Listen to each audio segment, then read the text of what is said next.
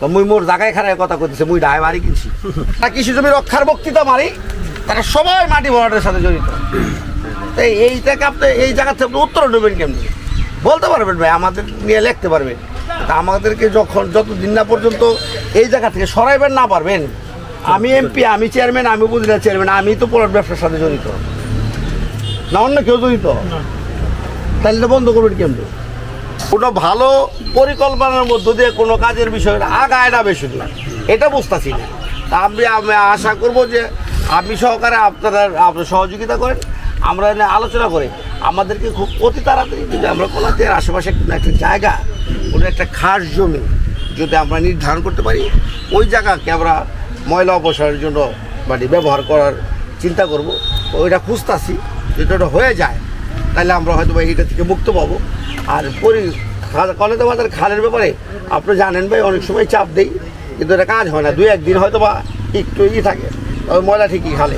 এখন একটু খালটাকে যদি অবমুক্ত করা হয়, খালটাকে যদি পুনরায় চালু করা হয়, পানি প্রবাহের ব্যবস্থা করা হয়, তাহলে হয়তো বা কিছুটা ওই অঞ্চলের মানুষ এর থেকে মুক্ত হবে।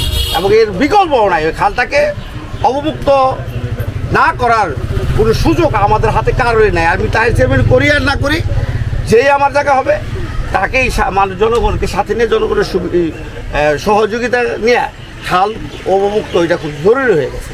আর নয়তো আমাদের মানে অবস্থা খুব খারাপ হবে অচিরেই, অনেক বেশি দেরি করতে হবে না, অচিরে অবস্থা খারাপ। কলেজা বাতা দিয়ে ফালাইতেছে ময়লা, খাল যদি চালু না করে এরকম অবমুক্ত না করে তাহলে তো মনে করেন খাল বন্ধ হয়ে যাবে, ময়লা দিয়েই এপার ওপারের সংযোগ হয়ে যাবো গা খুব তাড়াতাড়ি। এরকম একটা পরিবেশ তৈরি হয়ে গেছে না, খালটাকে অবমুক্ত করবো তাড়াতাড়ি করে। আর ময়লা অপসারণের জন্য আপনারাও লেখেন, আমরাও চেষ্টা করি। আমাদের বিরুদ্ধে লেখেন না, তাহলে আমাদেরও টনক হবে, আমাদের গর্জ বাড়বে। আমরা তো অনেক সময় ঘুমায় থাকি না, আমি কাজ করি না আমরা অনেক সময়। এই জন্য আপনারা আমাদের বিরুদ্ধে লেখেন, আর তাতে জেনে আমরা তাড়াতাড়ি করে একটা ময়লা অপসারণের জায়গা নির্ধারণ করতে পারি, মানুষের ময়লা ফেলার জায়গা দেখাই দিতে পারি যে তোমরা এই জায়গায় ফালাও। আমরা দেখুন কেউ জায়গায় দেখাই দিতে পারতেছি না, আপনি কলেজে বাজার আমি দোকান দেবো না করুক, আমি কই হালাই রাখবো এই জায়গাটা, আপনি বলেন জায়গা না দেখে একদম মাতবুরি করা পারবো সারাদিন, এই তোমরা এটা হালাও না, এই মাতবুরি কোনো দাম নেই, তো জায়গা দেখাই দিতে যে তোমরা ময়লাটা খেতে পাবো। এই জন্য আপনারা লেখালেখি করেন, আমাদেরকে যেন উপরে থেকে যখন আমাদের বলবো আমরা বলবো যে জায়গা দেন, লিজ দিবেন গেলে তো জায়গা দেয় না, লিজ দেয় না। ইউনিয়ন পরিষদের নামে 2-4টা জায়গা আছে ইউনিয়ন পরিষদের নামে, কিন্তু এটা ইউনিয়ন পরিষদের সম্পত্তি না, আমরা জানি।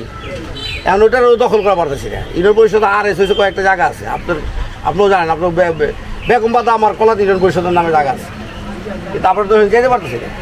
এই জিনিসের বিবেচনা আমাদের একটা জায়গা দেখ ধরুন আমরা সবাই মিলে ওইটারে বলা ফেলে একটা জায়গা ব্যবস্থা।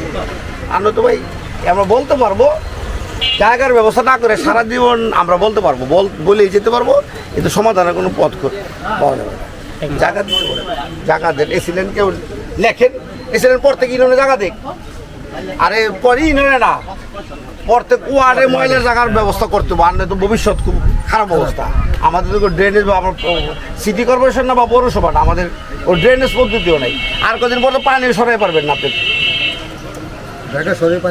আর কদিন পর কলেজেও পানি সরাই পারবেন না আপনি। জায়গায় জায়গায় যেভাবে আমরা তো চারদিকে বড় ফেলতেছি না, ভালো দেয়া কৃষি জমি তো রাখতেছি না। মুখ দেশেন আমরা কই কৃষি, যারা মুগ্ধ আমরা কই কৃষি জমি, তারা সবাই মাটি ভরাটের সাথে জড়িত, সবাই আমরা যারা কৃষি জমি রক্ষার বক্তৃতা মারি তারা সবাই মাটি ভরাটের সাথে জড়িত।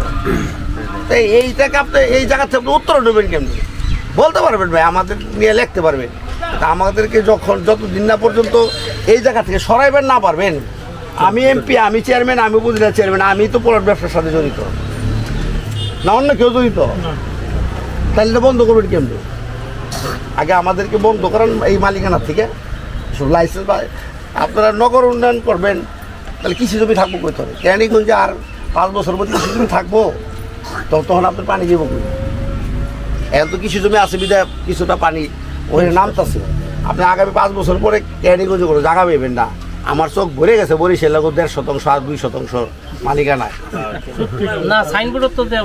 সাইনবোর্ড তো মধুসিটি আছেই, ওটার ফাঁকে ফাঁকে আপনাকে 1.5% আর 2% বাড়িয়ালা, মানে 200 আছে কমপক্ষে আমার বাড়ির পিছনে।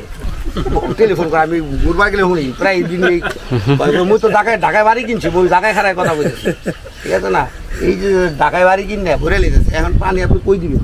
এই জন্য কলাতিয়ার খাল এইটা একটা আর ওইটা একটা, আর তালিপুরটা ঢুকছে আমার বাড়ি রেখে দেয়, এগুলি খুব জরুরি, খুব জরুরি। এই জন্য আপনারা একটু লেখেন না আমাকে বিরুদ্ধে, না লেখলে তো আমাকে আবার গর্জ হয় না, না লেখলে আমাকে উপরে থেকে চাপ হয় না। কোনো বরাদ্দ একটা বরাদ্দ পাস করা পারলে কলাতে অনেক দিন ধরে চেয়েছে। আমি এখন নাম্বার গেলে ভাই লেবার লাগাইলে 5টা লেবার যদি লাগাই আবার 5টা লেবার টাকা পকেট সুন্দর লাগবে, কথা বলছেন না? আমাদের একটা বরাদ্দ দিলে এটার বরাদ্দ হিসাব নেই, অসুবিধা নেই, অডিট হোক, হিসাব নেই, তারপর বরাদ্দ দিয়ে খালটাকে মুক্ত করা যেত। তো আমরা সোমবার দিন আখিরি চাপ দেবো, আমি কারণ করছেন এটা বন্ধ করা ভিতর চলে। শিকড়কে জানিতে রে বন্ধু, খোলো আপন জানালা। শিকড়কে জানিতে রে বন্ধু।